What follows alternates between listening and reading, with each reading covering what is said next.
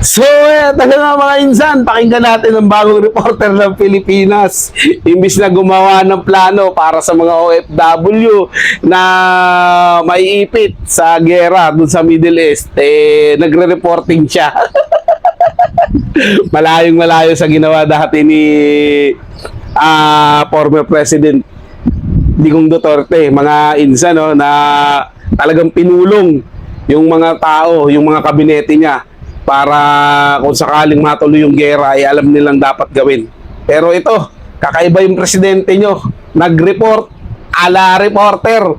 Oh, Mr. Reporter, pasok! Magandang umaga po sa lahat.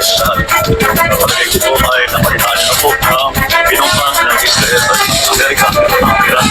At ang Iran ay sumagot na po naman ng mga American base sa Nauna pa siya sa mga sa mainstream media mag-report niya na insan. At napakarami ang Pilipino at sa bandang Middle East. Actually, nag-aalala kayo sa inyong mga kilala, mga kaibigan at mga anak.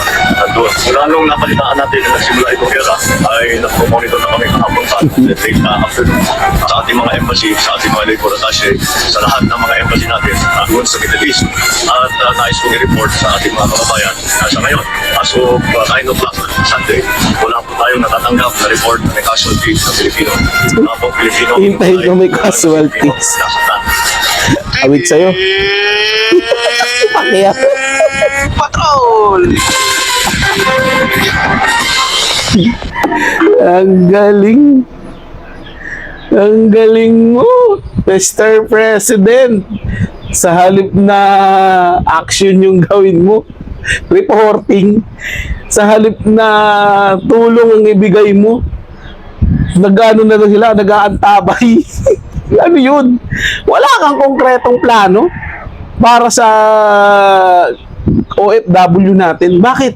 Dahil ba karamihan suporta ng ni Duterte dahil daw sinasabi nung lalaking syunga-syunga din na pag DDS daw, wag na ilikas, wag nang ipawin sa bansa, pabayaan na lang daw maging bala ng kanyon. Ay nako, tindi nyo dumadami na talaga kayo.